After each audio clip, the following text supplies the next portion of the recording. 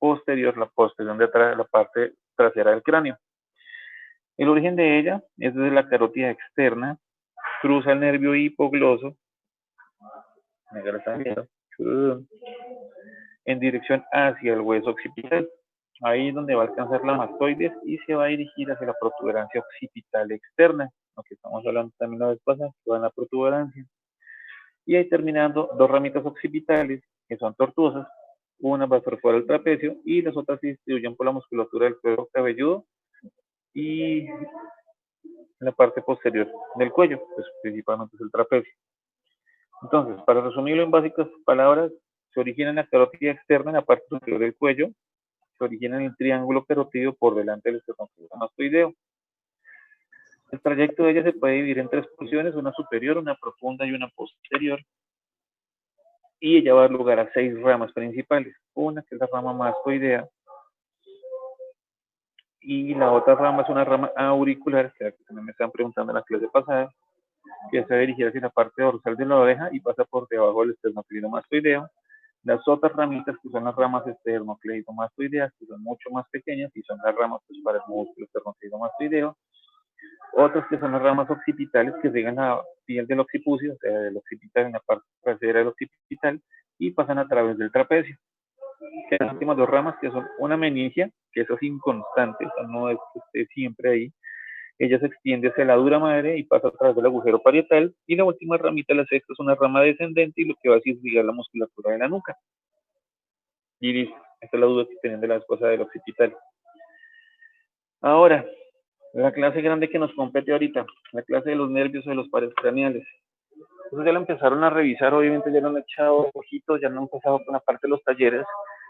Es algo complejo, es algo difícil, sobre todo porque viene la parte del núcleo del origen que es aparente y el origen real, y eso lo enreda a uno mucho, pero la clave está simplemente en saber que el origen real y el origen aparente son dos cosas completamente diferentes, y no quiere decir que uno vaya para un lado y el otro vaya para el otro, o sea que de forma obligatoria, digamos que el aparente salga del cerebro y vaya a algún lado, y que el real salga del cerebro o vaya a otro lado, no, simplemente son como la forma en la que la podemos ver macroscópicamente, que lo podemos ver como de forma palpable, por decirlo así. Entonces, generalidades de ellos son 12 pares de nervios. En realidad a veces se puede decir que se pueden clasificar como 13 porque hay uno que va a ser dependiente del bulbo olfatorio, pero que está solo en la infancia, y a medida que crecemos este desaparece. Algunos autores lo toman como que existe, otros autores lo toman como que no, a veces lo toman como el nervio o par craneal número 0 porque después desaparece, pero pues, clásicamente son 12 pares de nervios, y la cuestión con ellos es que van a surgir directamente del cerebro a nivel del tronco del encéfalo. Acuérdense que está el cerebro, viene el puente, el tronco, el mesencéfalo, en la parte del tronco del cerebro, y ellos se van a distribuir por los agujeros de la base del cráneo hacia la cabeza, hacia el cuello, hacia el tórax y hacia el abdomen. ¿Listos? Entonces, aquí es donde empezamos a hablar. El origen aparente de los nervios o de los pares craneales es el lugar en donde el nervio sale o entra del encéfalo. O sea, que viene el enredo. No solo que va saliendo, sino que también va entrando. Porque hay fibras que son aferentes y hay fibras que son eferentes. ¿Cómo hacemos para tener una mnemotecnia? Acordarte fácil cuál es aferente y cuál es eferente. De forma que yo me acuerdo, el eferente es el que sale porque es efectivo, es el que va a efectuar una acción. Entonces, yo doy el comando, en este caso es el cerebro, y mando una señal hacia afuera, una señal eferente que me hace efectiva una acción. ¿Listo? Y el origen real ya es muy distinto y va de acuerdo a cada función que cumple cada nervio.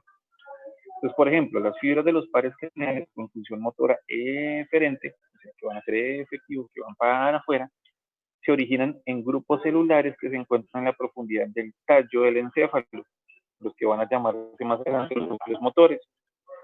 Estos son como muy similares y muy parecidos a los que en la médula espinal se encuentran en el asta anterior. La médula espinal tiene dos astas, una anterior y una posterior, principalmente, uno también tiene laterales, pero las astas anteriores de la médula espinal casi siempre son las que van a efectuar funciones motoras.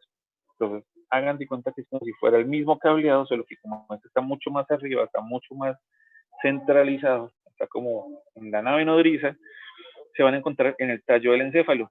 Y como son núcleos, son ganglios nerviosos, se llaman los núcleos motores. Este es el origen real. Otro origen real depende de las fibras de los pares craneales que tienen una función sensitiva. O sea que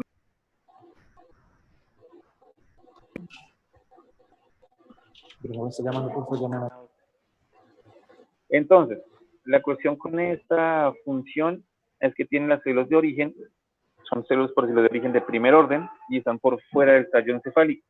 Por lo general, se encuentran en los ganglios, que son los homólogos o son los similares a los de las raíces dorsales, o de la raíz de atrás de los nervios raquídeos. Y la otra parte que son los núcleos sensitivos, que son los núcleos sensitivos de segundo orden, y estos núcleos sensitivos se encuentran en el tallo del encéfalo. ¿Listo? Entonces, para resumir, origen real y aparente. Casi siempre está entre la parte eferente y la parte aferente. Los núcleos motores se encuentran en la profundidad del tallo encefálico. Los otros son los aferentes, que dependiendo de cada función se encuentra su origen por fuera del tallo y están agrupados en ganglios. Y los otros son los núcleos sensitivos, que también sí se encuentran en el tallo encefálico. Entonces, los núcleos por donde parten los pares craneales se ubican en una región generalizada conocida como el tegmentum. Y este tegmentum recorre el tronco del encéfalo. ¿Listos?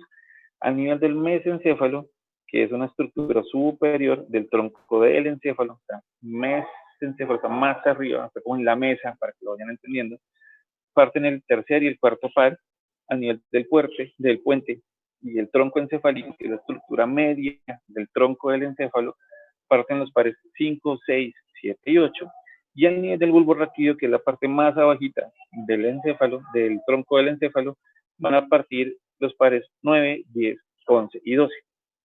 Ahí se, no se preocupen que eso lo tengo explicadito en la diapositiva. Entonces, básicamente lo que vamos a encontrar es los que no van a partir directamente del encéfalo, del tronco del encéfalo, van a ser el 1 y el 2. Los que sí van a partir van a ser los 3 y 4, que están en la parte superior, que es el mesencéfalo en la mesa.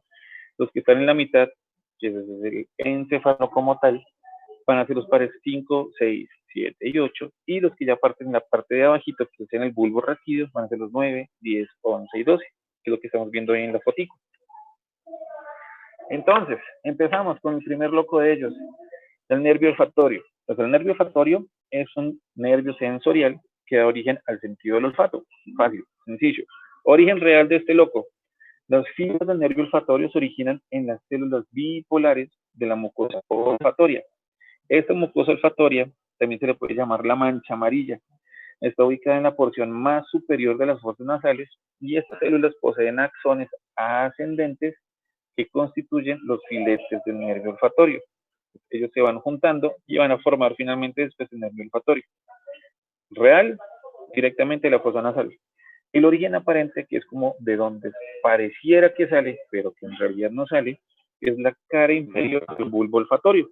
Está ubicado sobre la lámina crioida y de la lámina criosa del etmoides y también va ubicada a cada lado de la apófisis de la crista galli. Bueno, eso es muy en la parte del frontal y esos son los huequitos que vemos al comienzo del frontal, que por eso me pasan las raíces, el bulbo olfatorio. El recorrido de este nervio, entonces las fibras nerviosas que provienen de las células bipolares que vienen de la mancha amarilla, se encuentran en muchas direcciones y se van reuniendo en diferentes ramos, de 12 a 20 ramitos olfatorios. Ellos luego atraviesan la lámina cribosa del etmoides y van a alcanzar la cara inferior del bulbo olfatorio y todas se juntan ahí. Es el recorrido que hace el nervio olfatorio. Que si lo vamos a ver más esquematizado, lo encontramos aquí así. Y ahí vamos viendo las vías eferentes y las vías aferentes, aunque este loco principalmente lo que tienen son, como es nivel sensorial, que son vías aferentes, le va llegando la información al cerebro. ¿Cómo estudiamos y cómo evaluamos en la parte clínica este par craneal? Pues fácil, poniendo a la gente a oler. Entonces, utilizamos sustancias aromáticas colocadas en envases que sean de boca ancha para que pueda meter la nariz y pueda oler el paciente. Y preferiblemente son esencias que sean familiares de lavanda, naranja, café, limón, vainilla, canela, chocolate. No van a decir como, no sé, van a ponerle una nuez moscada a un abuelo del campo que yo qué carajo voy a saber qué es esto. Pues no, cosas que sean muy familiares para las personas. Entonces tú le dices al paciente, huela, le tapa los ojos para que no mire qué sustancia es y si puede determinar qué sustancia es, pues fácil, el parque craneal está intacto. Y si no puede determinar, pues el parque craneal está dañado. ¿Listos? En clínica, como hablamos de las manifestaciones clínicas, hay muchas formas de referirnos clínicamente. Uno, como dice clínicamente, que casi no vuelo, como cuando tengo gripa y se me tapó la nariz y no puedo oler casi nada, es que tiene hiposmia. ¿Listos? La hiposmia sea por enfermedades nasales, por el tabaquismo, a veces puede ser lesiones por virus como el del herpes simple, por radioterapia locales, puede ser una hiposmia que puede ser congénita, que simplemente personas que nacen sin sentido del olfato, o pueden ser con agentes tóxicos, ya sea con solventes, con polvos, cocaína, con esteroides, o cualquier sustancia que vaya a irritar la mucosa y que vaya a irritar el bulbo olfatorio puede dañar las fibras y puede generar que ustedes no puedan oler bien. Y finalmente, los viejitos. Cuando vamos siendo viejitos, todo se va atrofiando, todo se va dañando. Eso no es la excepción y finalmente no van a poder oler bien. La parosmia es la percepción de olores que no son reales, son alucinaciones o que se confunden los olores. Los orígenes principales son de origen central, las personas que tienen unos trastornos depresivos severos, la esquizofrenia o el síndrome por abstinencia de alcohol, se empieza a dar olores que no son, y son casi siempre son olores nauseabundos, son olores muy fuertes. Seguimos con el siguiente, el par craneal, el nervio óptico número 2. ¿Listos? Bueno, segundo par craneal, que es el nervio óptico. Origen real, acuérdense que tenemos el que no se ve y el que sí se ve, el real. Se origina principalmente en la capa de las células ganglionares de la retina. Acá es donde están los conitos y los bastones. Más adelante los estudiamos, no se preocupen. Entonces los axones de estas células ganglionares se reúnen, se dirigen hacia atrás del glóbulo ocular y van a formar el nervio óptico. Bien. El origen aparente es el ángulo anterior del quiasma óptico. Los segmentos de esta parte, bueno, dejémoslo aquí para que puedan seguir en esta parte. Entonces, los segmentos del nervio óptico, desde su origen real hacia la parte aparente, hacia la parte cerebral, donde se van a hacer las transducciones de las señales, es el siguiente. Entonces, el primer segmento es un segmento intraocular, está dentro del ojo. Los axones de las células ganglionares de la retina convergen y se reúnen en un sitio para poder salir detrás del globo ocular, y ese sitio es la papila óptica. Desde allí, el nervio perfora las capas superficiales del ojo, que son la esclerótica y la coroides, y se unen en un sitio que se llama la zona cribosa. El segundo segmento también es intraorbitario, que salimos del ojo, acuérdense que tenemos la órbita, que es el hueco, la cuenca donde se mete el ojito, pues ya el segundo segmento es intraorbitario, y acá el nervio queda comprendido en un cono que se forma por los músculos rectos del ojo y se va a meter atrás en la grasita retroocular. Ahí hay un anillo fibroso, que es el anillo que se junta por los músculos que le van a dar la movilidad al ojo, y ese anillo se llama el anillo de Zinc. En este segmento, el nervio se relaciona por arriba con la arteria oftálmica y por fuera con el nervio oftálmico. El tercer segmento ya está dentro del canal como tal, es intracanular. Entonces el nervio atraviesa el agujero óptico, acompañado por la arteria oftálmica, que ya viene junto con los dos, y la importancia de este es que es frecuente la lesión a este nivel, porque se fractura la base del cráneo y la vértice de la órbita. Típico paciente que va en moto, no lleva el casco, o lo lleva mal amarrado, o lo lleva en las orejas, se van de frente, se chocan y se pegan contra todo el piso o el techo, la parte lateral de la órbita. Los huesos por dentro se rompen y van a lesionar aquí el nervio óptico y van a lesionar la arteria, porque van juntitos.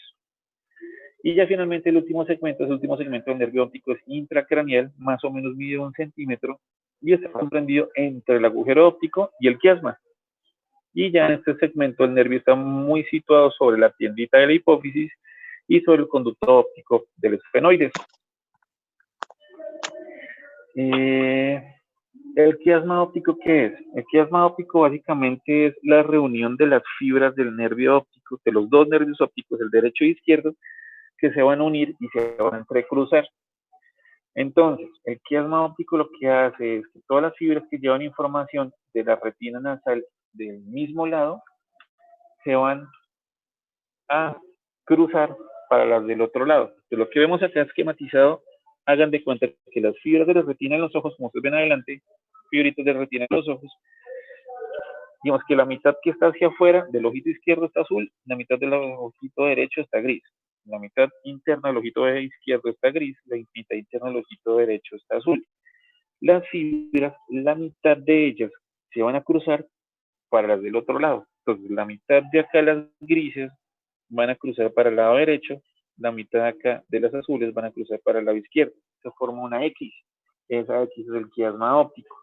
¿Para qué sirve ese entrecruce de las fibras? Para nosotros poder tener la visión binocular que tenemos.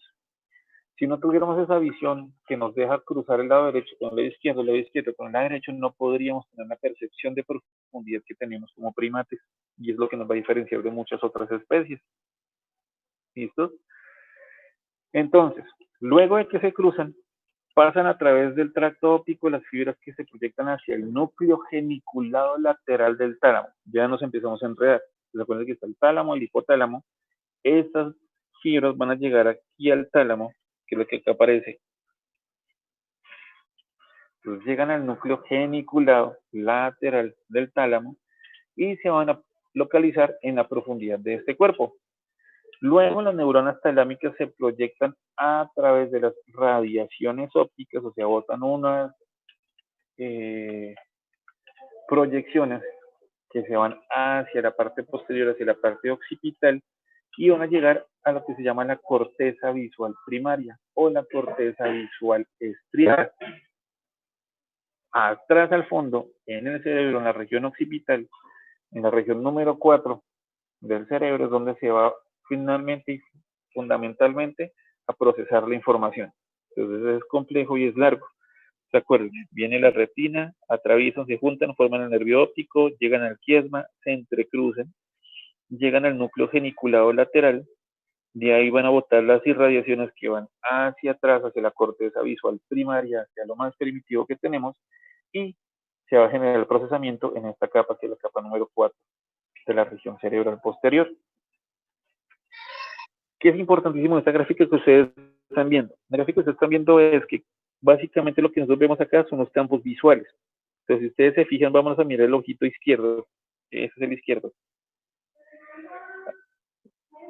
Si las fibras que están de este lado, del lado azul, miran hacia el frente, miran hacia el lado que va apuntando a la nariz. Las fibras grises que están en este lado de la nariz apuntan y miran y reciben la señal que está hacia el otro lado, hacia el lado lateral. Y lo mismo del otro ojo. Si yo tengo una lesión completamente acá, que se va a quedar demarcada en el número 1, lo que vamos a tener es una lesión directamente en el centro de donde nosotros podemos ver. Si la lesión la generamos un poquitico más atrás, esa lesión de más atrás me va a dañar por completo las fibras nerviosas y esas fibras me dan una amaurosis o una ceguera completa del ojito derecho. Lo estamos viendo. Si vamos al número 3, si partimos el quiasma óptico por la mitad, como las fibras que se están cruzando son las que están más laterales, que son las que me dan la visión hacia la mitad, entonces estamos teniendo las fibras de los lados del centro que apuntan a la parte externa. Entonces acá vemos que se ve negrito en la parte externa del ojito. Y así nos vamos a detener acá porque nos demoramos muchísimo explicando cada parte, pero así lo van entendiendo. Es como si se daña determinada porción del trayecto de este par craneano, van a determinar las lesiones que ustedes clínicamente van a poder determinar. ¿Ok? Entonces, ¿cómo hacemos la exploración clínica del nervio óptico? Fácil. Uno, explorando los campos visuales, que es lo que estamos explicando ahorita. La otra es con la percepción de los colores. La otra es con la percepción de qué tan bien estamos viendo, que es la agudeza visual. Y la otra es con la exploración del fondo de ojo. Entonces, para mirar los campos tenemos dos formas, una muy burda y otra que es ya mucho más computarizada y nos va a decir exactamente cómo se ve el campo visual de la persona que se está siendo valorada. ¿Cómo lo hacemos de forma burda? Ustedes se paran enfrente del paciente, le tapan un ojito y el campo visual de ustedes tiene hasta cierto punto donde ustedes alejan la mano, o sea, digamos, ustedes tienen la mirada hacia el frente y alejan la mano completamente de su campo visual donde ya no la pueden ver. La van acercando poco a poco y en el momento en el que ustedes la ven, teóricamente el paciente que está enfrente también la tendría que ver. Si el paciente que está enfrente no la ve, quiere decir que tiene un daño en esa parte del campo visual, porque teóricamente ustedes lo tendrían que tener bien. Si el paciente lo ve y ustedes no, carajo, ustedes son los que lo tienen mal y tienen que revisarse. ¿Y cómo se hace de forma adecuada? Se pide la cita con oftalmo o con optometría y se saca por medio de un campímetro la valoración y la confrontación diagnóstica que nos va a decir finalmente cómo está o cómo no está el campo de visión ocular. Acá vemos un ejemplo chiquito cómo se reporta. La otra es la percepción de los colores. Y acá les dejo la diapositiva alegre para ver quiénes están o quiénes no están daltónicos. Entonces, estas tablitas son tablas pseudo-isocromáticas, o sea, que son de colores muy parecidos y muy similares, que son las tablitas de Nagel, Stillings e Ishara.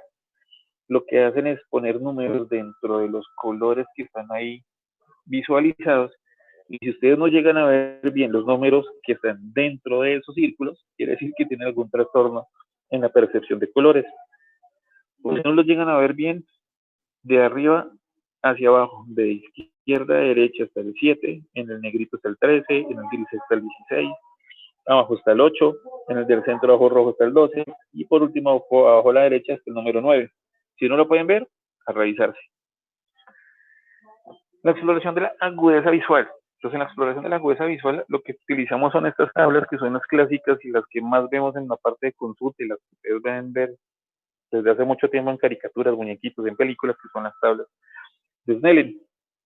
Lo que se hace es a una distancia determinada y a una distancia ya establecida, se pide al paciente que lea las letras.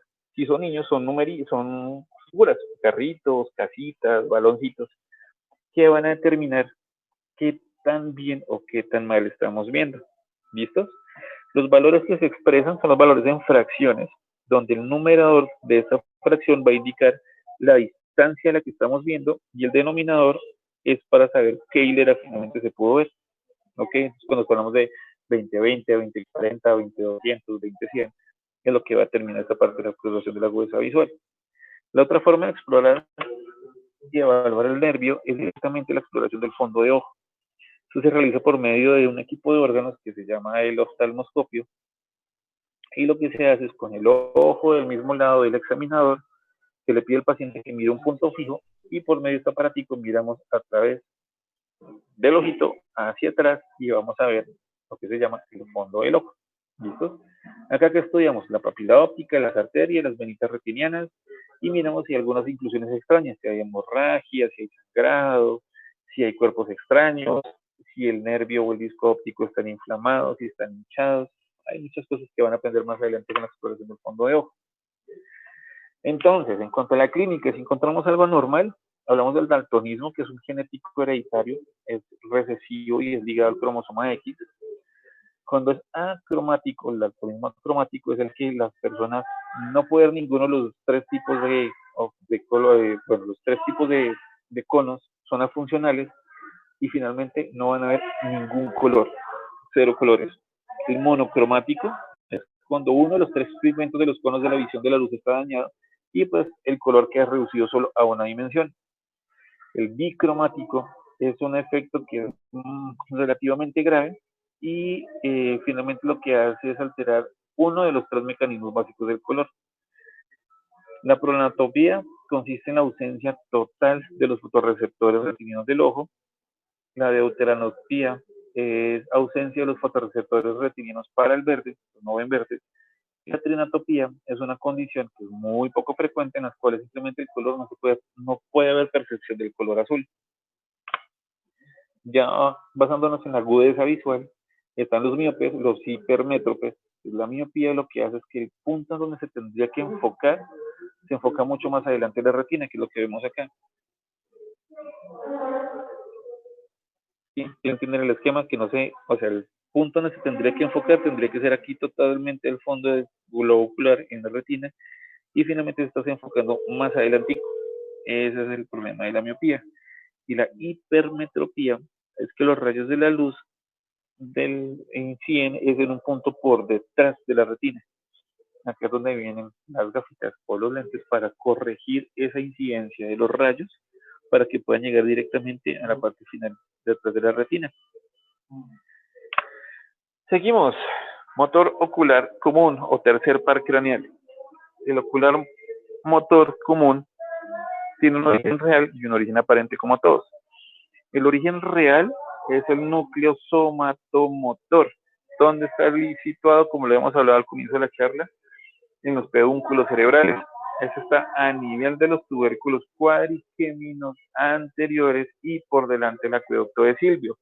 Luego, cuando estudian neuroanatomía, eso va a tener mucho más sentido. Pero por eso les estaba diciendo en la parte del encéfalo, de la parte del puente, la parte del bulbo, eso les dejé resumido al comienzo para que lo puedan repasar mucho mejor.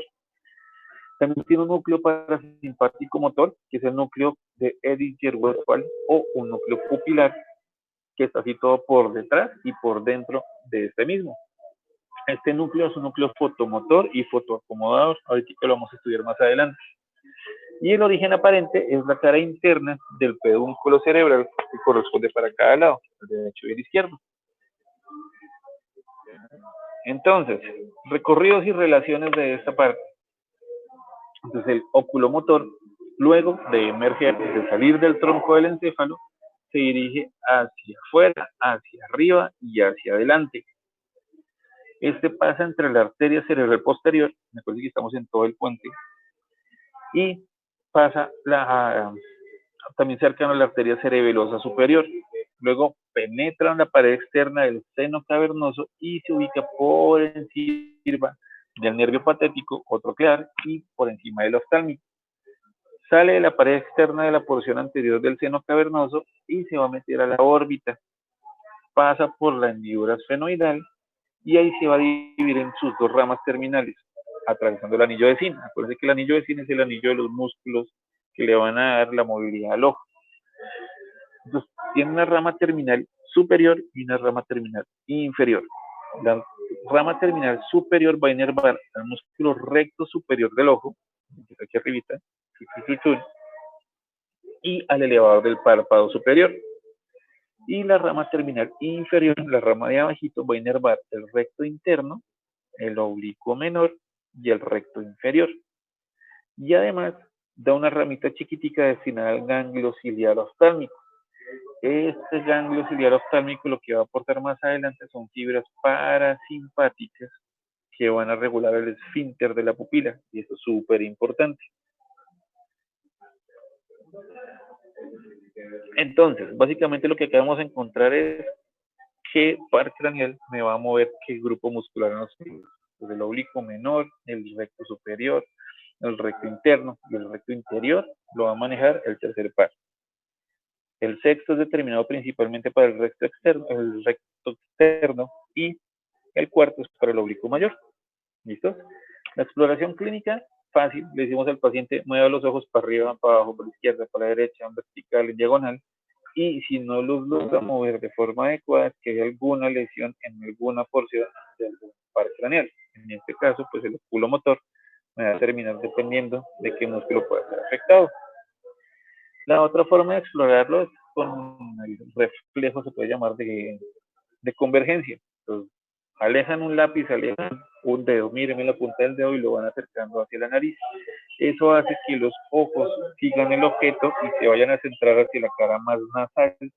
Si alguno de los dos no se centra o se desvía, quiere decir que hay alguna lesión, y dependiendo de dónde sea el desvío, es donde podemos identificar cuál puede ser el nervio lesionado.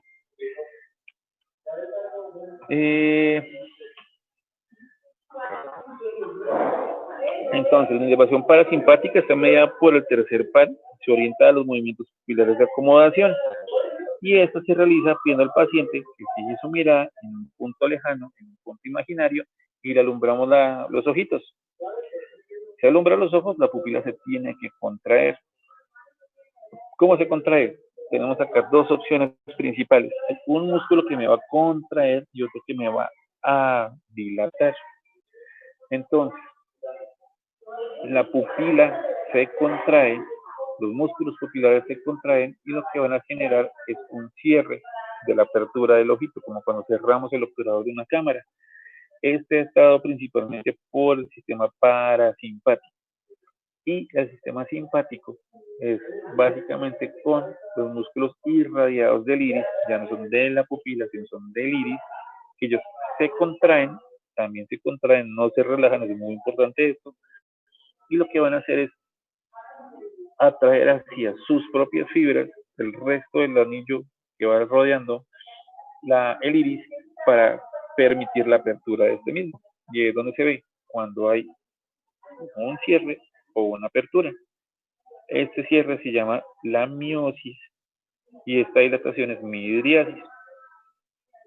Entonces, viene la parte compleja.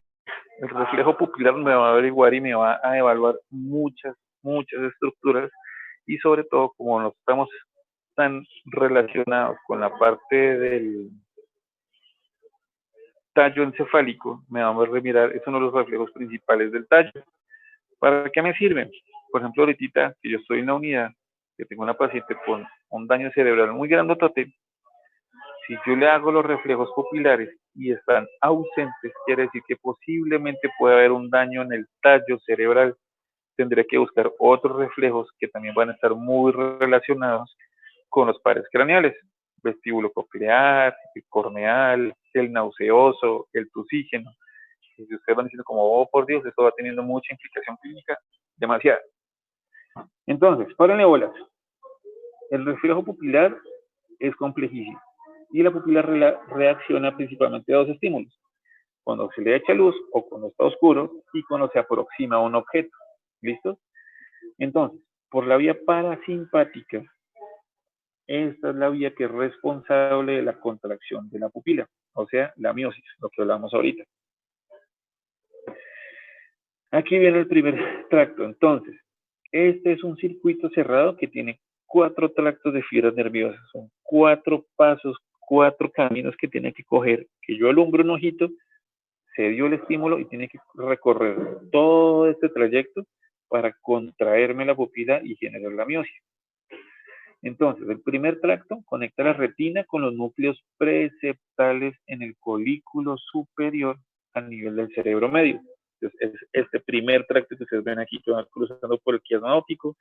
Un tracto va para el lado izquierdo, otro tracto va para el lado derecho, se va hasta atrás, hasta el cerebro medio, hasta el mesencéfalo, y llega a los núcleos preceptales.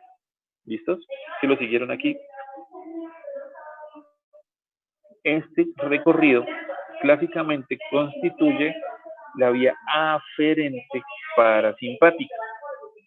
El segundo tracto conecta los núcleos preceptales, o sea, la acabamos de llegar, con los núcleos de Edinger-Westphal. Y esto se da gracias a una conexión que es del mismo lado y se produce una reacción bilateral de la pupila, aunque el estímulo sea unilateral. ¿Qué quiere decir? Que como se conecta un núcleo con el otro y el otro con el uno, como estamos viendo aquí atrás, si yo estimulo el ojo derecho, como estas fibras me llegan aquí, pero también estoy conectando con las mismas del otro lado, por el mismo acto reflejo, regálame un segundito, que si le puedo revisar una neumomulti. Regálame un segundito, compañero. Profesor, esto ya se va a acabar el tiempo de la reunión. Si quiere, pues esperamos unos. Listo, ya volvemos a abrir la reunión entonces de una. Ya lo abrimos otra vez.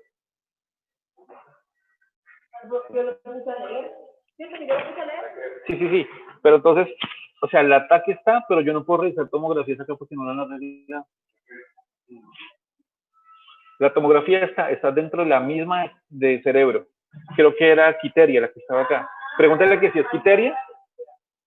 Ah, no, y lectura tampoco, porque tampoco tenemos acceso a la lectura.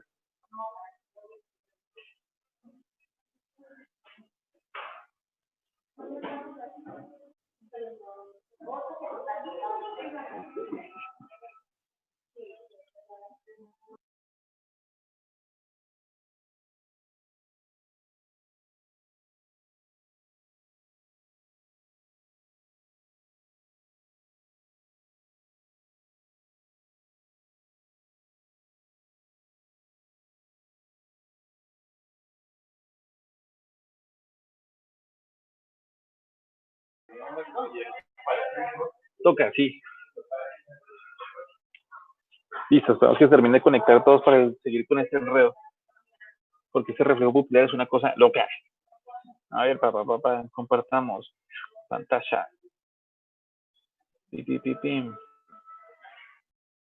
Regálame un segundito y miramos que me estaban pidiendo acá mi información de una rayos X.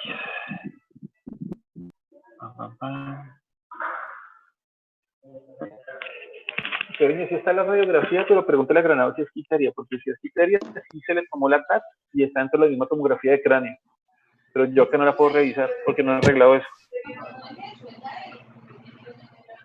Ah, ya se pasó como respiratoria. Ah, no, se pasó como limpia. Ya se pasó como limpia porque era el SB. No, no sale nada. No sale nada, solo sale que sale mediastino ensanchadísimo que tiene ahí una telectasia y lo está desplazando, pero no sale nada. No sale nada. En la imagen no sale nada, solo la imagen. Pregúntale que se explicaría. Listo, vamos a ver esto. Entonces la tomografía está dentro de la misma TAC de cráneo y estaba...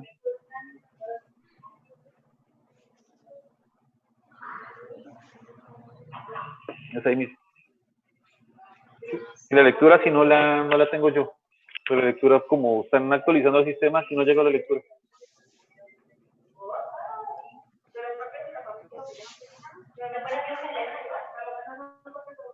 Sí, pregúntale, o sea, dile que la familia había negado cualquier manejo en UCI, que no quería intubación, no querían nada.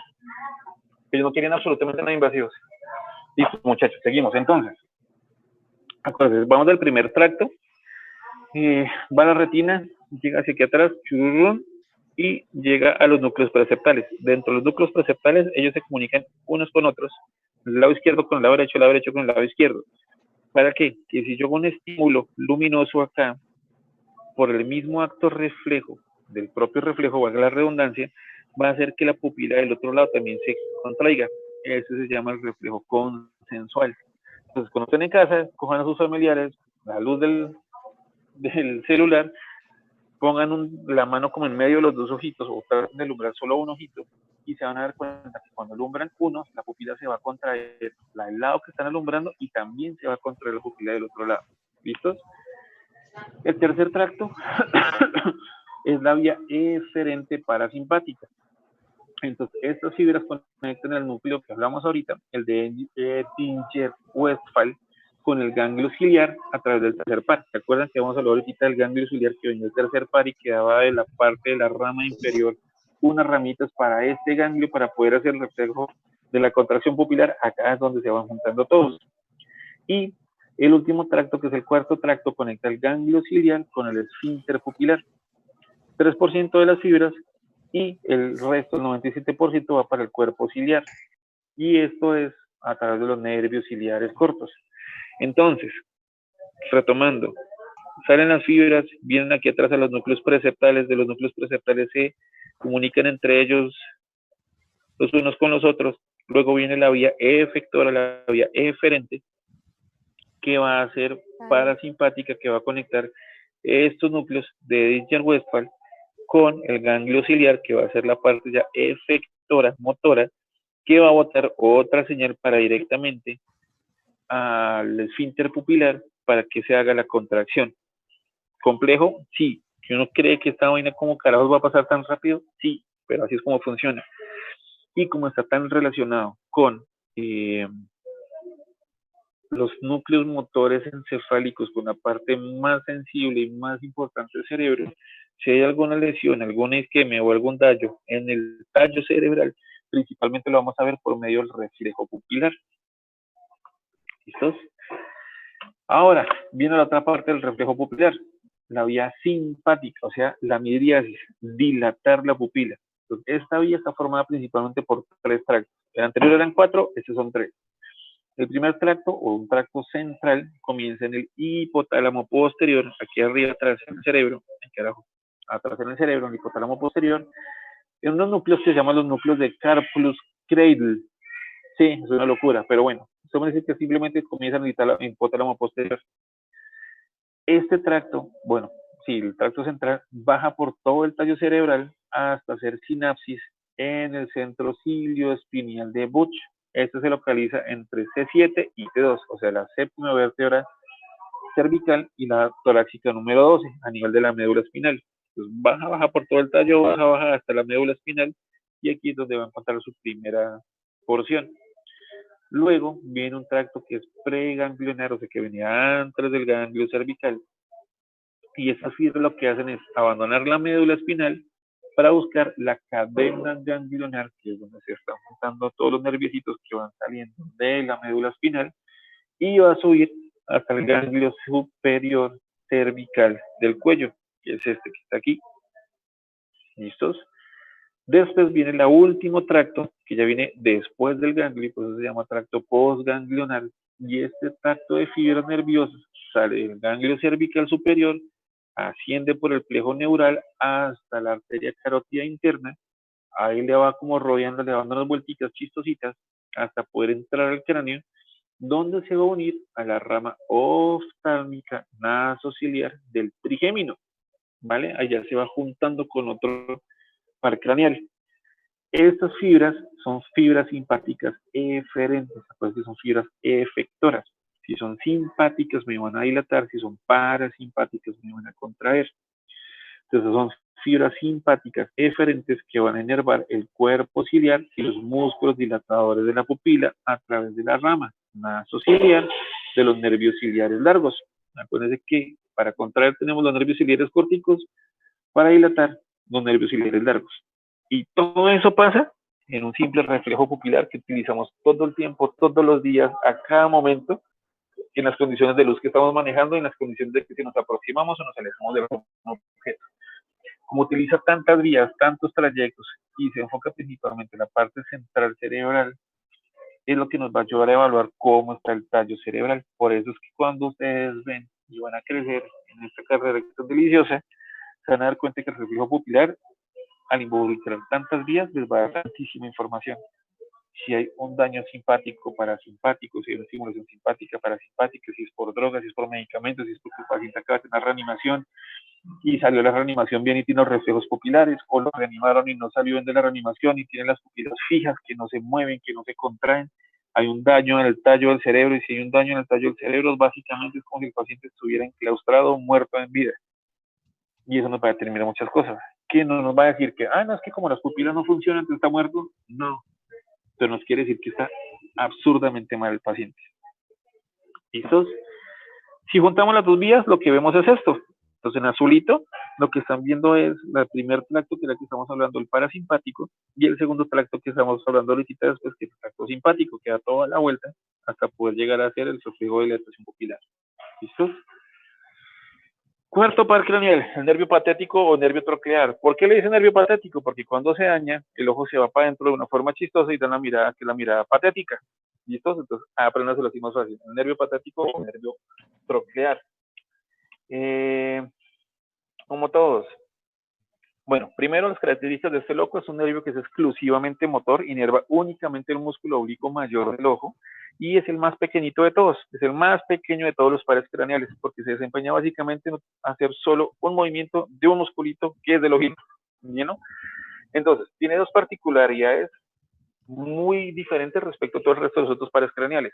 Primero, es el único nervio que emerge de la cara posterior del tronco del encéfalo, acuérdense. Estamos hablando que hay nervios que están en el tronco del encéfalo, en el puente del encéfalo y en la médula. Todos salen por la parte de adelante o por los laditos del tronco del encéfalo. Este loco sale por la cara de atrás, como el origen aparente es la cara posterior del encéfalo. Y la otra es que es el único par craneal que entrecruza las fibras dentro del tronco. Antes de salir del tronco, antes de que lo veamos en su origen aparente, ya ha cruzado las fibras, las del lado derecho con las del lado izquierdo. Esas son las particularidades del nervio patético o el nervio troclear. Su origen real es un núcleo que está situado en el pedúnculo cerebral por debajo del núcleo somatomotor del nervio motor ocular común, o sea, del oculomotor. Bueno, Estas fibras provienen de este núcleo antes de aparecer de la superficie, se entrecruzan con las del lado opuesto. Y ya, el origen aparente simplemente es que emerge por la cara posterior de los pedúnculos cerebrales y le va a dar toda la vuelta al cerebrito, que es lo que estamos viendo aquí. Ese es el dorso o la parte posterior del tronco del encéfalo. Entonces, si lo miramos y lo mochamos en este corte axial que vemos acá del paciente, tenemos el núcleo toclear aquí atrás, abajito, en rosadito, se entrecruzan las fibras antes de salir, salen las fibras ya cruzaditas por la parte dorsal del tronco del encéfalo y van a dar el trayecto hacia adelante hasta llegar a inervar el músculo troclear. Entonces, rodea las carreteras de los pedúnculos cerebrales, se dirige hacia adelante en dirección del seno cavernoso, penetra la pared externa del seno, se ubica al principio por debajo del oculomotor o del motor ocular común y por encima del nervio oftálmico, está en medio de los dos. Luego introduce la órbita por la hendidura esfenoidal, ¿recuerdan el esfenoides y la hendidura esfenoidal? Y pasa por fuera del anillo de Zinc. No se mete por dentro del anillo de Zinc, el anillo muscular que nos va a dar la redundancia, el movimiento de los músculos intrínsecos del ojo. Este loco es el que está chueco por todos lados. Eso es fácil. Es el que, uno, entrecruza las fibras antes de salir. Dos, sale por detrás. Y tres, no se mete por dentro del anillo de Zinc, sino por fuera. Y la rama terminal va a ser o penetra en el músculo oblicuo mayor del ojo, al que simplemente va a inervar, que es como lo vemos ahí esquematizado. Entonces, ¿qué hablamos? Si tenemos una parálisis o un daño del cuarto par, ¿qué es lo que nos va a dar? Esta mirada, lo que llamamos la mirada patética. O, si ustedes quieren ser muy acuciosos, si quieren poner un epónimo, pues le dicen que es el signo de Biekolski. Como buenas cosas de Biekolski, no, pues fácil, la parálisis del cuarto par o la mirada patética. Para que ustedes revisen, digan como, el paciente tiene mirada patética. No, la gente se siente muy mal porque creen que le están diciendo que el paciente es patético y no, es la mirada que hace, es la mirada patética. O pues más fácil después decirle como paciente con signo de Biekolski positivo, lesión del cuarto par. Oh, suena genial y es espectacular. Seguimos complicándonos la vida. Quinto par craneal, el nervio trigémino. Entonces, ahorita estamos viendo que casi todos están especializando en funciones motoras o en funciones sensitivas. Este loco, el trigémino, tiene es de las dos tipos de funciones. Es un nervio mixto. Entonces este nervio va a recibir principalmente la sensibilidad de los tegumentos o de los tejidos blandos de los 2/3 anteriores del cráneo, de la totalidad de la cara, de las fosas nasales, de la parte orbitaria, del globo ocular como tal y de la cavidad bucal y lo que contiene dentro de la cavidad bucal. Y también, como les estaba hablando, es un nervio motor y va a ser principalmente el nervio motor de los músculos masticadores, principalmente. Entonces, origen real de la parte sensitiva. El origen real de la parte sensitiva se encuentra en el ganglio de Gasser. Está ubicado en el vértice de la cara antero superior del peñasco temporal y ese ganglio presenta una cara superior, una cara inferior que tiene un borde antero externo que es convexo y un borde postero interno que es cóncavo. El borde antero externo del ganglio de Gasser da origen a las fibras que constituyen los nervios oftálmicos, el maxilar superior y la parte sensitiva del nervio maxilar inferior. Y de la otra parte, pues, son las fibras del borde que está por detrás y que está por debajito, el posterior inferior, forman las raíces sensitivas del trigémino, que va hacia atrás, hacia adentro y se mete por la protuberancia y termina en una larga columna en una sustancia gris que llaman el núcleo sensitivo de la terminación del trigémino. Sencillo, son los núcleos que van terminando en la parte posterior y de atrás y que nos ven a ver mucho más de la parte inferior de la cara. Entonces, ya hablamos del origen sensitivo, ahora vamos a hablar del origen motor. Las fibras motoras del trigémino nacen principalmente de dos núcleos. Uno que es el núcleo principal o el núcleo masticador, que es lo que estamos hablando, nos da principalmente las fibras para los músculos masticatorios, y el otro que llaman que es el núcleo accesorio. El núcleo principal está situado en la calota de la protuberancia anular del puente, lo que ustedes ven ahí. No hay otra forma de ponerlo, es la forma de cómo se llama anatómicamente en el puente. Y la otra es el núcleo accesorio que está situado por encima del que hemos visto ahorita y está en el mesencéfalo, a nivel de los pedúnculos cerebrales, como la gran mayoría de los pares craneales. ¿Listo? Los orígenes aparentes son estos que tenemos acá, que es medio complicado. Desde el origen aparente emerge de la cara anteroinferior de la protuberancia, chun chun chun, que es este que tenemos acá, en la cara anterior e inferior de la protuberancia del puente. A ver que me trabo esto acá. Listo. Entonces, emerge en la cara anteroinferior de la protuberancia a nivel de los pedúnculos cerebelosos. ¿Listos? Tiene dos raíces. Una raíz externa, que es la principal de la función de ellos, que es una raíz sensitiva y la más gruesa de todo y la más gordotota, y otra raíz interna, que es más delgada, es la raíz motora. ¿Listos? Recorridos y relaciones de este hombre, pues fácil. Las dos raíces se dirigen desde la cara anteroinferior de la protuberancia, como estamos hablando ahorita, van hacia adelante y hacia afuera. Lo que van a hacer es buscar el borde superior del peñasco. La raíz motora se ubica cada vez más progresivamente por debajo de la raíz sensitiva, como por donde van saliendo.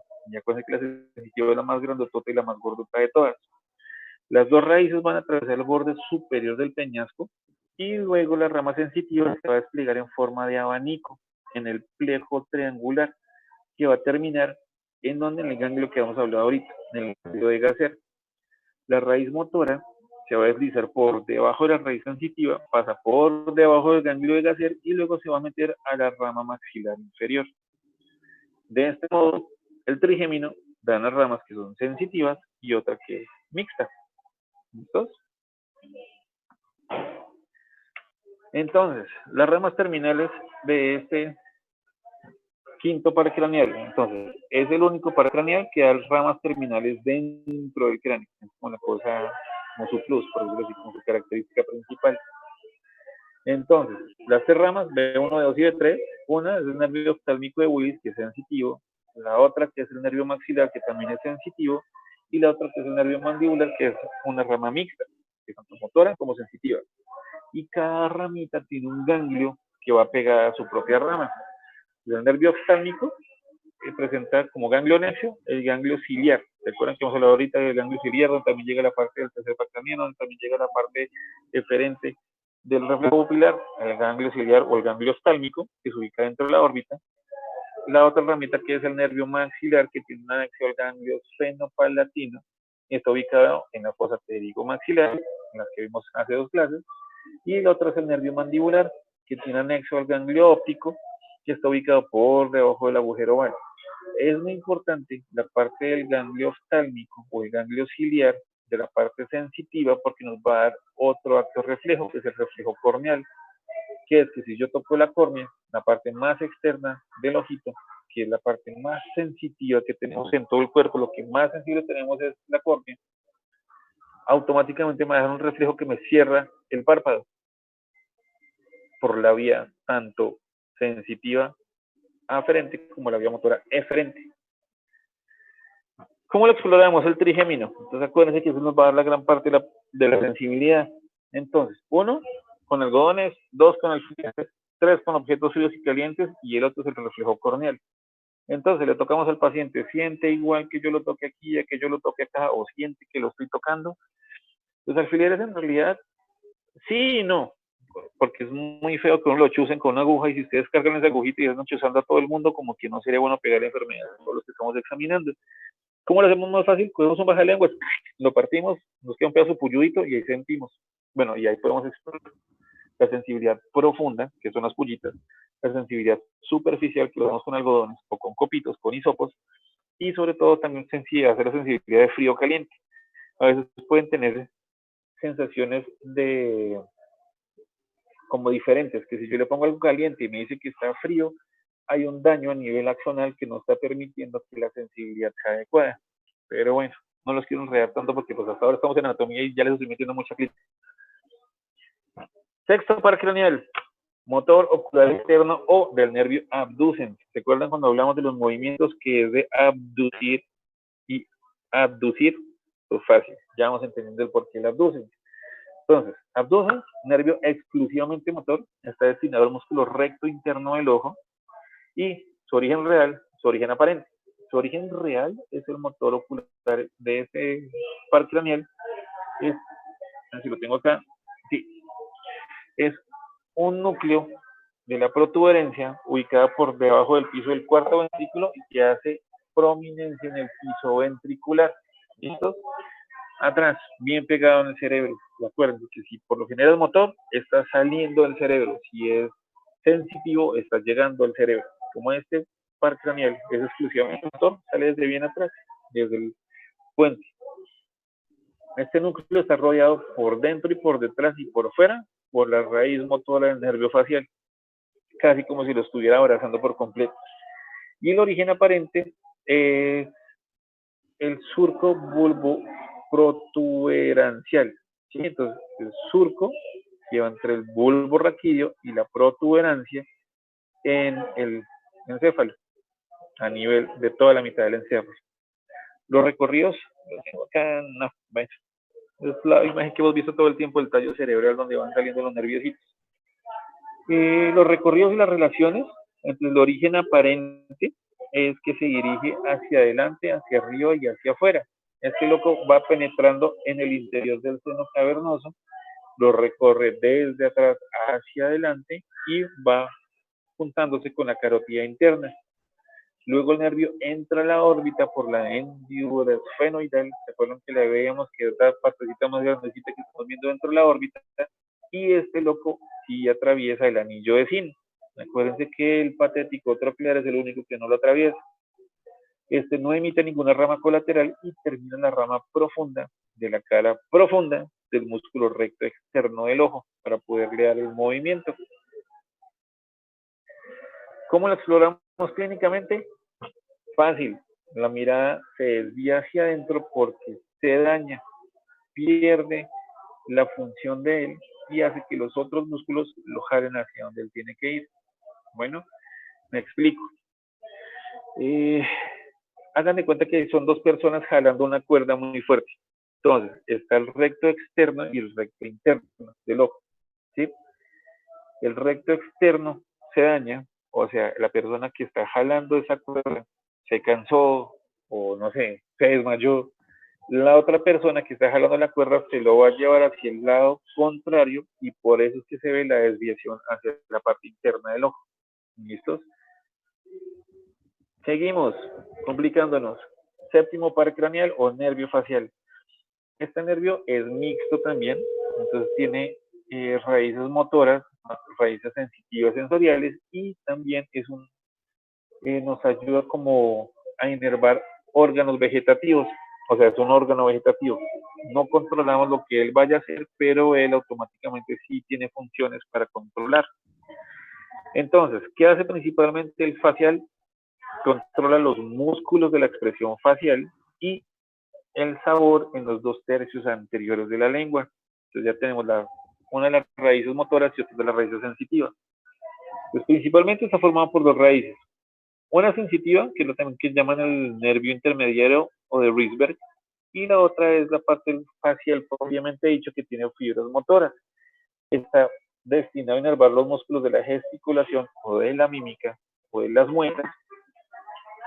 Está también destinado a inervar los nervios cutáneos del cuello, los occipitales, el vientre posterior del digástrico, el estiloideo y los músculos del estribo, adentro en la parte del cuello. ¿Ok? El nervio intermediario de Rysberg o el séptimo par bis, que también lo llaman así, porque es como repetidito, que viene dentro del mismo, recoge la parte sensitiva de la parte posterior del conducto auditivo externo. Nos ubicamos, oreja, conducto auditivo externo, sensibilidad de la parte posterior del conducto auditivo externo. Y es el que va a recibir la sensibilidad de los 2/3 anteriores de la lengua. Cuando nos mordemos la lengua, es este loco el que nos damos cuenta. Cuando sentimos sabores ricos en la lengua, eso es lo que se da la cuenta. ¿Listos? ¿Por qué es tan importante? Y acá se los puse. Porque este territorio también lo llaman el territorio llamado área de Ramsay y Hunt. Ramsay y Hunt fueron un par de locos que estudiaron súper bien esta área y se dieron cuenta que incluso hay un síndrome que se llama como ellos dos, el síndrome de Ramsay y Hunt, que si llega una persona con una parálisis facial periférica. No se identifica la causa del por qué, pero si ustedes son juiciosos y ven a alguien con una parálisis facial y le hacen una otoscopia, o sea, le miran adentro del oído y ven vesículas de herpes, ese herpes se está inflamando y está irritando estos ganglios nerviosos, que son los que está produciendo la parálisis facial. Entonces pueden decir como, ja, este señor tiene un síndrome Ramsay-Hunt secundario derivado de un herpes zoster. Wow, es una cosa brutal. Gracias a eso yo me gané como 3 turnos de estar libre, porque había una paciente con una parálisis facial. Yo me acordé de esto porque lo había leído hace 1000 años y efectivamente le hicimos la otoscopia y tenga síndrome de Ramsay-Hunt. Por eso ustedes se los pongan acá porque es genial. Son cosas que van conectándose todo el tiempo lo uno con lo otro. Entonces, enredo este loco para que me sigan ahí. Acá los puse casi que todos juntos. El origen real. Entonces, primero hablamos aparte de la parte somática y motora. El núcleo somatomotor está situado en la calota protuberancial con el límite con el bulbo raquídeo. Entonces está entre el puente y el bulbo. ¿Listos? Las fibras nacen de este núcleo antes de emerger del tronco cerebral y rodean al núcleo del sexto par, haciendo una prominencia en el piso del cuarto ventrículo. O sea, va saliendo, pero como se va juntando con el otro, va armando como un turupe para que me vayan entendiendo. Y este turupecito se llama la eminencia teres, que es secundaria y derivada de esto mismo. El núcleo sensitivo se origina en el ganglio geniculado. Luego van a entender bien la parte de los ganglios, no se preocupen. Este ganglio está ubicado en el interior del peñasco del hueso temporal. Acuérdense que el temporal tiene atrás del peñasco. Pues las fibras que parten del ganglio geniculado entran en el bulbo raquídeo y terminan en la parte superior de un núcleo que se llama el fascículo solitario. Es el que ven aquí en verdecito chiquito. ¿Listos? El núcleo vegetativo son 2 núcleos principalmente y están ubicados en la protuberancia. Van por detrás del núcleo motor, el primero que vimos ahorita, y por debajo del núcleo lacrimomuconasal. Lágrimas, mucosas de la nariz. ¿Listo? Sus fibras que van a estimular la secreción de las glándulas lacrimales y las glándulas de la mucosa nasal. Por eso se llama el ganglio lacrimomuconasal. Sencillo. Y la última parte son los núcleos salivales superiores que van a dar orígenes a las fibras que van a regular a la secreción de las glándulas submaxilar y sublingual para producir la saliva. Esta es la parte vegetativa del trigémino. Entonces, origen aparente. El origen aparente del séptimo par y el intermediario de Weisberg emergen en el surco, o sea, en la rayita, en el, sí, esta forma poner en el surco del bulbo de la protuberancia. Estos se dan en medio de 2 fositas, que son los fositas supraolivares, que están los olivas ahí en el puente, y van a darse por fuera del sexto par y por delante del nervio auditivo. Están todos pegaditos, están todos juntitos. El recorrido de este hombre, ¿de dónde viene? Viene del surco bulbo protuberancial o bulbo de la protuberancia, y las 2 ramas del facial se dirigen hacia arriba, después van hacia adelante y van hacia afuera, atraviesan el ángulo pontocerebeloso, o sea, entre el puente y el cerebelo, y se van a ir en compañía del octavo par. Estos locos se introducen en el conducto auditivo interno y van acompañados de la arteria auditiva interna. En el fondo, a la parte final del conducto auditivo, el facial se va a ubicar en el cuadrante anterior, o sea, en la parte más adelante y más superior, y va a entrar por el acueducto de Falopio y ahí lo recorre por todo el acueducto. Entonces, el nervio, al igual que el acueducto, van a presentar 3 segmentos. Uno que es el segmento laberíntico, y el otro es el segmento timpánico, y el otro es el segmento mastoideo, que están en relación con el laberinto, con el tímpano y con la mastoides. ¿Listo? El nervio facial luego después sale por los agujeros filomastoideo, se ubica entre la base de la apófisis mastoide y la apófisis estiloides. Luego se va a meter en la celda paratiroidea y en el espesor de la glándula parótida, y ahí va a dividir en sus ramitas terminales, que son el nervio cérvico-facial y el nervio temporofacial. Y al final, ya al final, por fin va a terminar de dar todo ese recorrido este hombre que va muy largote, va a dar unas ramas colaterales, unas que son intrapretosas y otras que son extrapretosas. Y ahí lo logramos. Complicado. Ese hombre da muchas vueltas. Pero bueno, acá les dejo sus fotitos para que cuando vayan estudiando y lo vayan mirando, van mirando el recorrido y estos son geniales. Son muy, muy buenos para esto. ¿Cómo lo exploramos clínicamente? Pues fácil. Función motora, muévame la cara. Entonces, haga como si fuera a dar un pico, muéstrame los dientes, arrugue la cara, levante las cejas, cierre duro los ojos y se le pide al paciente que haga todas estas funciones. Si no cumple con algunas de las funciones, hay lesión con algunas de las ramas que se están presentando a nivel de la función motora. Y la función sensitiva básicamente es sabores. ¿Listos? Pruebe esto, mire si siente el sabor del azúcar, si siente el sabor de la sal, si siente el sabor del jugo de limón, si siente el sabor de la miel. Bueno, no hace rabones y no van a poner a sentir picante porque eso éticamente no está bien hecho con los pacientes. Pero bueno, pues como él le da la parte sensitiva a los 2/3 anteriores de la lengua, ahí vamos evaluando la parte motora y la parte sensitiva. Octavo par craneal, nervio auditivo. ¿Cómo estamos de tiempo? No sé. ¿Está bien? ¿O casi se va a mochar la clase? ¿Cuánto tiempo queda? Miramos, Quedan 8 minutos.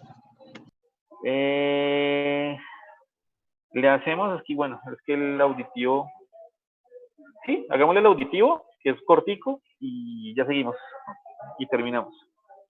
Entonces, octavo par, nervio auditivo. El nervio auditivo también es llamado estatoacústico. ¿Por qué? Porque nos va a servir no solo para oír, sino para saber dónde estamos parados, qué es arriba, qué es abajo, qué es izquierda, qué es derecha. Eso se da por los canales semicirculares que están en relación adentro. Bueno, eso lo tienen que ver en histología. Pero bueno, importante, el nervio puede ser vestibular o coclear. La parte vestibular es la que nos va a determinar la posición en la que estamos en el eje X, Y o Z, que es arriba, abajo, izquierda, derecha, y la parte sensorial, que es la parte sensitiva coclear, que nos va a determinar la agudeza visual.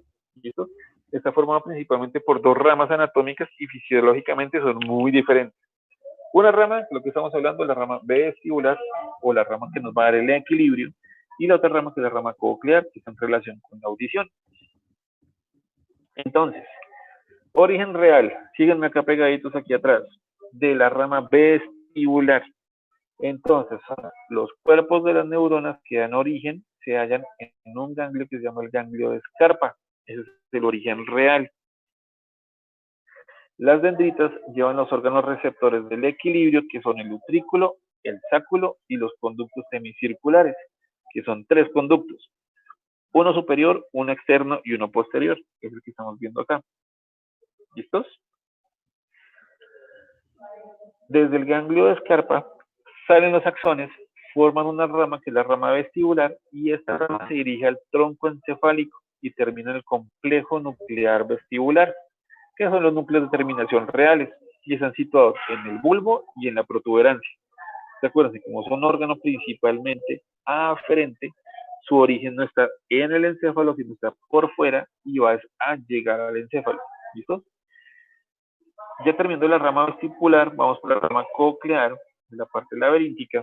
Entonces, el origen real de esta rama es el ganglio de Corti o el ganglio espiral. Este ganglio está situado dentro del caracol membranoso que está aquí. ¿Listo? Y ese tiene dos núcleos, un núcleo coclear ventral y otro núcleo coclear dorsal. Y listos. Sencillo. El origen aparente de este muchacho es en el surco bulbo protuberancial, que es el que estamos hablando ahorita, que es a donde están llegando, el bulbo y la protuberancia, van por fuera del nervio facial y van intermediario al Wirsberg. El recorrido de relaciones desde la parte ya del bulbo como tal está en el fondo del conducto auditivo interno entra en la rama que se halla en relación con el nervio facial, con el intermediario de Wisberg, ¿se acuerdan que iban todas junticas? Y van pegadas junto con la arteria auditiva interna. Desde el conducto auditivo interno, el nervio se dirige hacia la parte lateral del surco bulbo protuberancial y pasa a través del ángulo pontocerebeloso entre el puente y el cerebelo. Y acá es donde se va a dar y donde va a haber una relación muy estrecha, principalmente con el nervio facial. Acuérdense que los van junticos. ¿Cómo lo exploramos clínicamente a este loco? Fácil, con auditoría auditiva, que es acercar un instrumento que sea discretamente sonoro y lo ponemos a vibrar. Entonces, uno es poniéndolo a vibrar por fuera de la oreja, como se ve en esta foto de acá, si escucha o no escucha, y el otro es pegándolo directamente en la mastoides, o lo podemos pegar aquí arriba en el temporal, para que, bueno, este instrumento se llama un diapasón, para que este diapasón, como está vibrando, nos va a transmitir las vibraciones, y ahí podemos mirar si está o no está transmitiendo por aire, o si está o no está transmitiendo a través del hueso. Si no transmite a través del hueso de forma adecuada, quiere decir que esas celbillas que normalmente están llenas de aire están ocupadas de agua, o de líquido, o de pus, y eso nos puede dar muchas determinaciones clínicas de por qué el paciente no está escuchando. ¿Listo? Y finalmente la exploración de la rama vestibular es parar al paciente, que pegue los brazos, cierre los ojos. Normalmente no se tendría uno que mover para adelante, para atrás, para los lados. Si se mueve para alguno de los dos lados, quiere decir que está teniendo una prueba de Romberg, que fue lo que se le inventó, positiva. ¿Listo? Cuando nos vamos para un lado o para el otro, estamos hablando que está teniendo una lateropulsión, o sea que hay un daño en la rama que nos están dando la sensibilidad del equilibrio.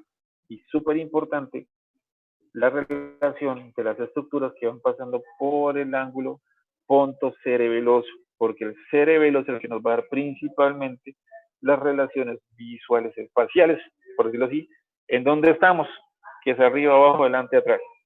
¿Listos? Listos. Terminemos esto y ya. Nos quedan 9, 10, 11 y 12. Eso es mucho más rapidito. Ya entramos a su casa, muchachos.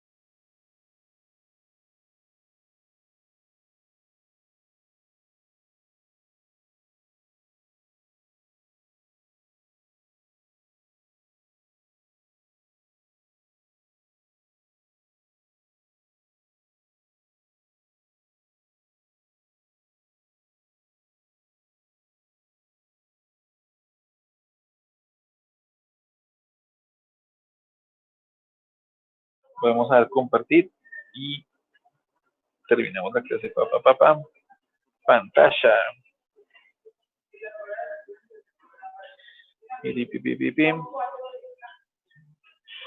Nos hemos quedado en el glosofaringio.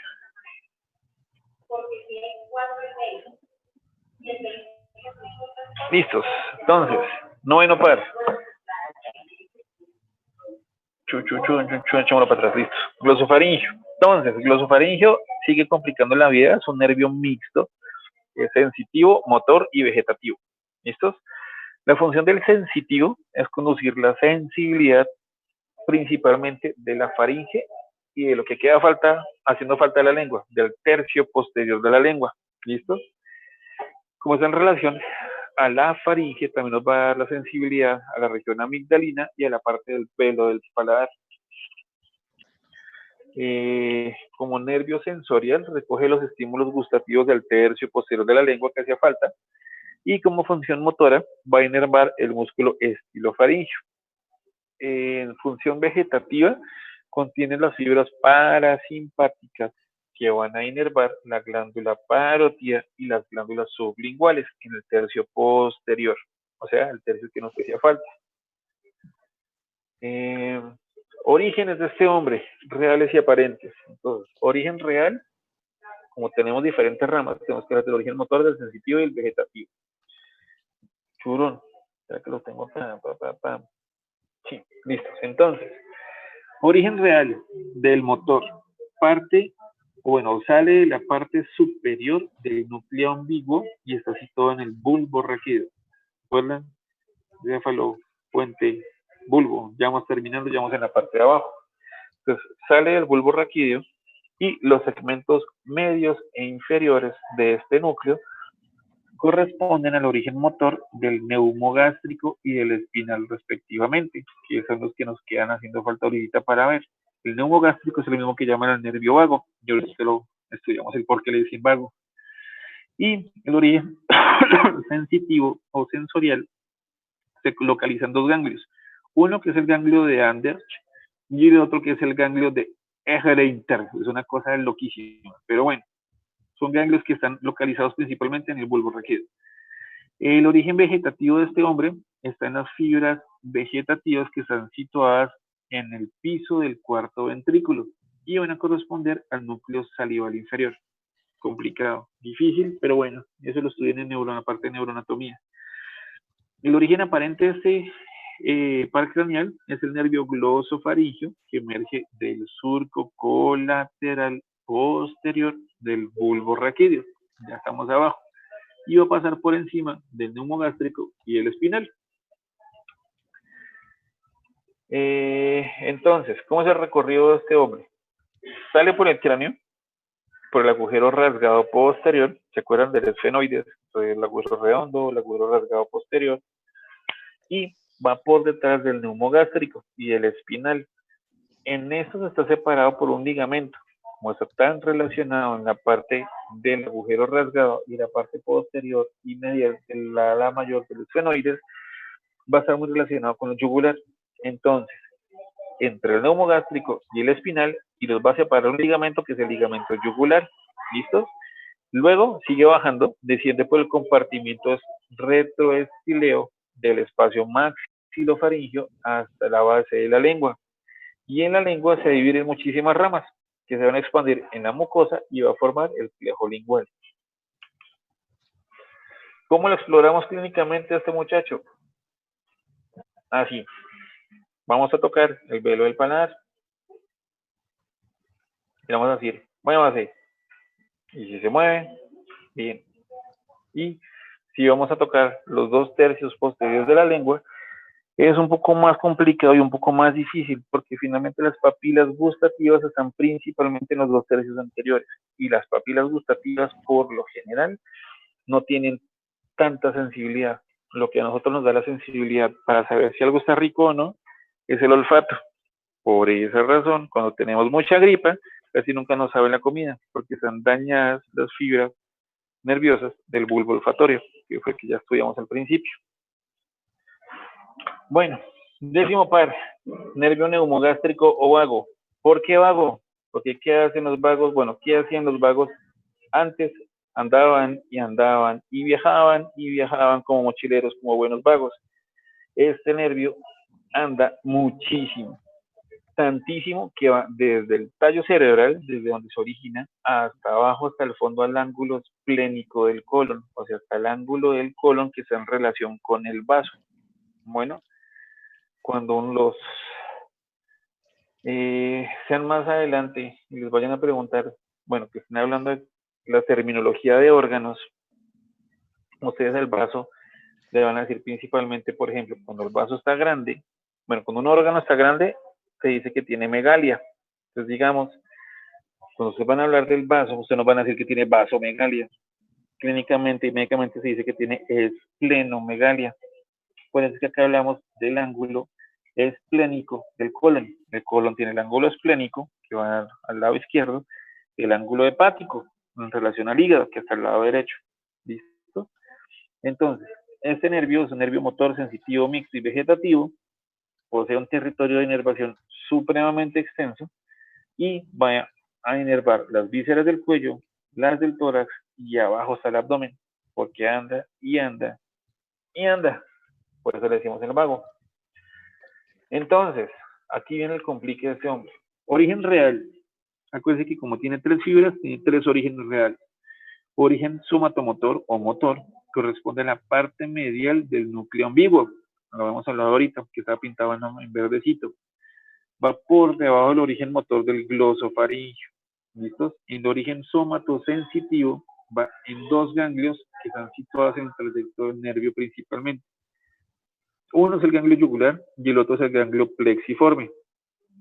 El ganglio yugular está situado a nivel del agujero rasgado posterior, de lo que estamos hablando ahorita, con relación a los esfenoides. Y el ganglio plexiforme es más voluminoso que el anterior, está ubicado por debajo de la base del cráneo. Las neuronas que forman estos ganglios tienen prolongaciones que van disminuyendo por territorio de inervación sensitiva. O sea, a medida que van pasando se van agotando. Y tiene una prolongación central que penetra el bulbo raquídeo y va a terminar en el núcleo del fascículo solitario. Se va ubicando en el piso del cuarto ventrículo y aquí arma un núcleo de terminación real de las fibras somatosensitivas. Recuerden que como es sensitivo, va hacia el cerebro, no desde el cerebro. El origen vegetativo son fibras que se originan en 2 núcleos ubicados debajo del piso del cuarto ventrículo y son el núcleo visceromotor, que es el núcleo dorsal del vago, que también se llama el núcleo cardioneumogastroentérico. Pues se dan cuenta, pasa cerca al corazón, cardioneumo cerca a los pulmones, gastro cerca al estómago y entérico llegando hasta las vísceras, hasta el colon, el ángulo esplénico.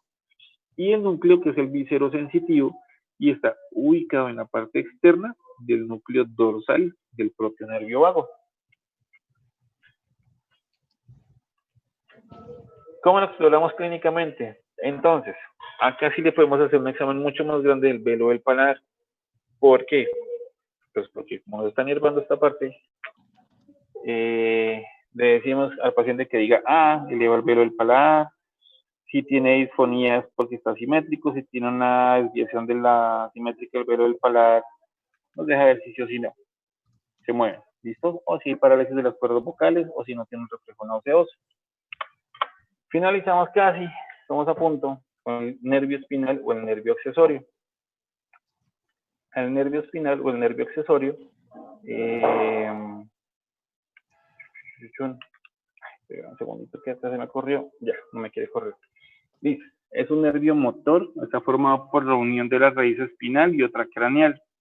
Principalmente es un nervio motor, además este loco también facilita la inervación propioceptiva, o sea, lo que nosotros sentimos, que si tenemos como lo que, no les explico la propiocepción, como la sensación propia que tenemos de nuestro propio cuerpo, saber dónde tenemos las piernas, las rodillas, dónde tenemos los dedos, sin tener que estar mirando en dónde están ubicados.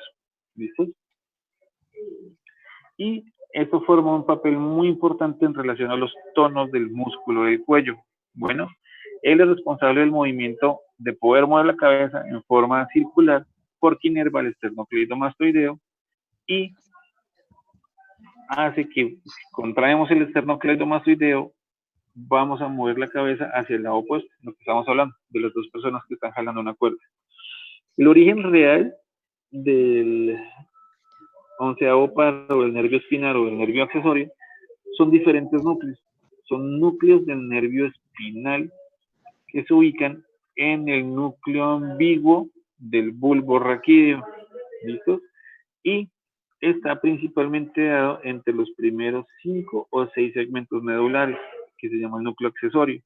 Entonces tenemos un núcleo principal que está en el bulbo raquídeo y los otros que se van juntando de los diferentes segmentos que vienen de la médula. El núcleo vulvar está ubicado en las células de la porción inferior del núcleo ambiguo y el núcleo medular está situado en la parte externa. Acuérdense que como es una parte motora principalmente en el asta anterior de la médula cervical. ¿Listos? El origen aparente son las raíces vulvares que se emergen del surco colateral que van para lado y lado en la parte posterior del bulbo y por debajo del neumo gástrico o del nervio vago. Y esas raíces medulares lo hacen por cada surco colateral de cada parte de la médula. Es complejo, pero bueno, ahí en la fotico ven cómo se van juntando y se van armando sus propios, la parte de los núcleos vulvares. Bueno, segunda con el núcleo vulvar y segunda con los núcleos de los nervios espinales. El recorrido. El recorrido de este hombre son las raíces inferiores que penetran el cráneo a través del agujero occipital. Una vez se está formando el onceavo par, este sale del cráneo por el agujero rasgado posterior y va a salir junto con el que ya vimos ahorita, que es el glosofaringio, y el anterior que también, que es el vago. Entonces, por el agujero rasgado posterior sale 9, 10 y 11. ¿Listo? Una vez salen de la cavidad del cráneo, este se va a ir en dos ramas, una rama interna y una rama externa. La rama interna contiene las fibras que vienen desde arriba, desde el origen vulvar, y se va a terminar uniendo a un ganglio que es el ganglio flexiforme del vago. La rama externa, como son las que vienen más asociadas a los ganglios de la médula espinal, descienden a través del espacio faríngeo y van a terminar inervando los músculos esternocleidomastoideo, adelante en la parte para mover el cuello y atrás con el trapecio. Al salir del rasgado posterior, el nervio espinal también se divide en dos ramas, una interna y otra externa. La interna nos va a servir mucho para la inervación del nervio del paladar, de la faringe y de la laringe. Y la rama externa va a inervar los músculos esternocleidomastoideo y trapecio. Resumen. Exploración clínica. Le decimos al paciente que mueva principalmente los músculos relacionados con el cuello, que es el trapecio, que nos va a ayudar a elevar los hombros. Entonces, levante los hombros y no dejamos que los levante, se los despichamos hacia abajo. Al hacer esto, el paciente nos tiene que ganar o nosotros tenemos que sentir la fuerza del que puede intentar subir los hombros. O que mire para un lado o para el otro en la cara. Principalmente estaríamos evaluando el esternocleidomastoideo. Entonces, muy gentilmente en la mentón le decimos que haga fuerza hacia el lado derecho y nosotros le hacemos fuerza hacia el lado izquierdo y de forma viceversa. Ahí evaluamos la fuerza muscular de él. Y terminamos con el hipogloso, el 12º par craneal, para poder por fin darle final a esta parte. Entonces, el hipogloso es un nervio motor para los músculos intrínsecos y extrínsecos de la lengua. ¿Cuáles son? El estilogloso, el iogloso y el geniogloso. Eso lo vamos a estudiar en la próxima clase. Entonces, anteriormente se consideraba que la unión de las fibras motoras de los nervios espinales C1, C2 y C3 formaban el asa del hipogloso para los músculos infrayoideos. Pero hoy en día se considera que el hipogloso no inerva los infrayoideos, solo que emite fibras sensitivas generales para la dura madre de la fosa craneal posterior. ¿Listos? Como todo tiene su origen real y su origen aparente, su origen real es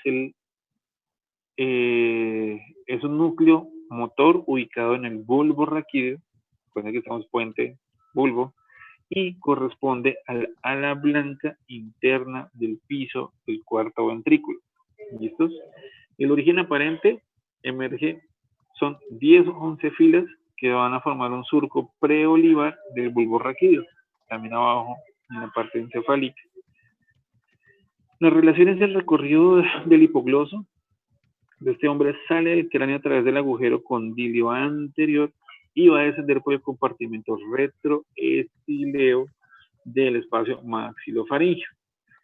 Luego va a generar como una especie de cueva, como una concavidad, y va a llegar hasta el borde lateral de la lengua. Este hombre, como va a inervar mucho la parte muscular para la parte de la lengua, va a botar muchas ramas colaterales. Las ramas colaterales del 12º par son una rama meningia o recurrente, las ramas vasculares, la rama anatomósica para el ganglio plexiforme del neumo gástrico con el que se unía con el 10º par. El nervio tiroideo va a dar el nervio iogloso y el estilogloso, va a dar el ramo anatomósico para el nervio lingual, va a dar para el nervio del genioideo y van a dar unas ramitas terminales. Esas ramas terminales van a dar muchas ramificaciones también asociadas para terminar en los músculos de la lengua. Y el ramo descendente se une con la rama descendente interna del plejo cervical profundo, que es el que estamos hablando ahorita, y forman el asa del hipogloso.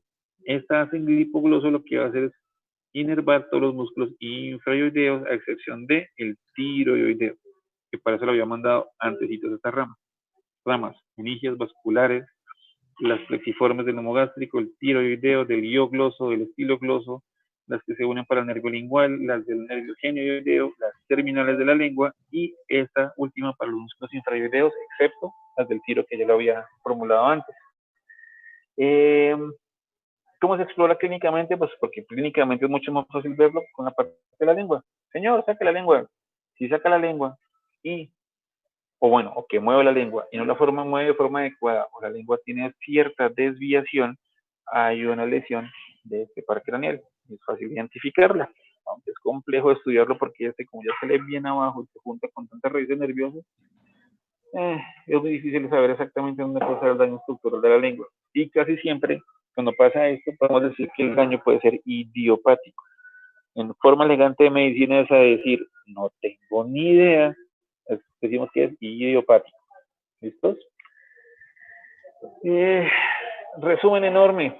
Entonces, tablita, par, ahí tienen los pares craneales, los componentes, si son sensitivos, motores, si son voluntarios, si son vegetativos, el origen aparente, el origen real, qué inervación van a dar, qué función tienen principalmente y clínicamente la lesión que se pueda presentar. Acá se las tengo en la tablita para que la tengan en casa. Y uno por lo general se imagina que si esto no lo ve grande, lo ve, o sea, si uno se lo imagina en un libro, lo ve pintado y lo ve complicado, en la vida real lo que ustedes se van a encontrar es esto. Ese es el encéfalo, ese es el puente, ese es el bulbo, es chiquitico, chiquitico, chiquitico. Y ahí están marcados los pares craneales con sus orígenes no reales y no aparentes, para que los puedan ver mucho más fácil.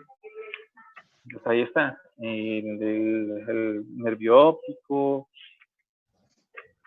y el olfatorio. Bueno, arrancamos arribita con la parte del bulbo olfatorio, el 2 donde sería el quiasma óptico, el 3 para el ocular común, o bueno, el motor, en la parte del 4 que es el patético o el troclear, que, bueno, en realidad que estaría marcando como la parte, sería más como el 5 más que el 4, y ahí van, delimitándose y marcándose muy bien. Eso es más una fotica para que se dieran cuenta de el tamaño real, que es muy, muy chiquitico.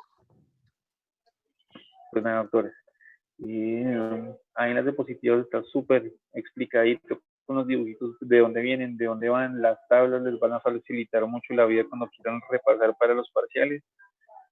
Y, yo no les voy a tirar duro, o sea, yo les voy a decir a ustedes cuál es el recorrido de la rama sensitiva del nervio facial, o sea, no jodas.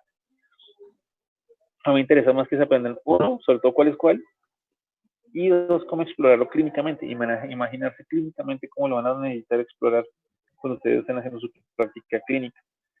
Que si tienen una lesión del oculomotor o el ocular motor común, porque carajos es que están midriáticos, porque carajos es que están mióticos, si tengo una mirada patética, qué porción o en qué partes que se me pudo haber dañado, ya sea el nervio, ya se me pudo haber dañado el músculo, que si tengo una lateropulsión y el paciente todo el tiempo se me está yendo de medio lado y tiene un síndrome cerebeloso, ver si es que hay un daño vestibular, coclear, si es que la lesión puede estar en la unión pontocerebelosa. Bueno, esas son las cosas reales importantes. ¿Listos? Y nada, Semana Santa, tenemos 2 días, bueno, en realidad son 4 días en totales de descanso. La otra semana ya tenemos que correr con los músculos de la cara, ponernos al corriente y al día según la programación que tenemos para que no se queden tan atrás con el profe Ferreira. Ya la otra semana yo creo que ya logramos igualarnos y quedar al día y no estar corriendo tanto con las clases. Regálenme unos, no sé, unos 10, 15 minutitos. Ya les mando las diapositivas por WhatsApp y se las subo al Classroom para que las puedan tener y puedan repasar, ya que tengo las imágenes ahí.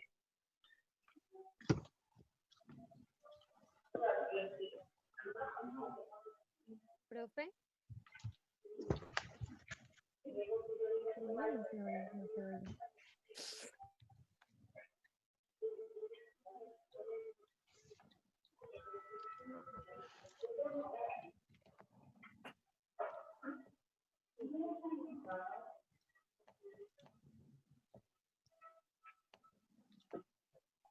Bueno, doctores. Muy, muy bien. Repasen, estudien y nada, no salgan de casa. Chao, que les vaya súper.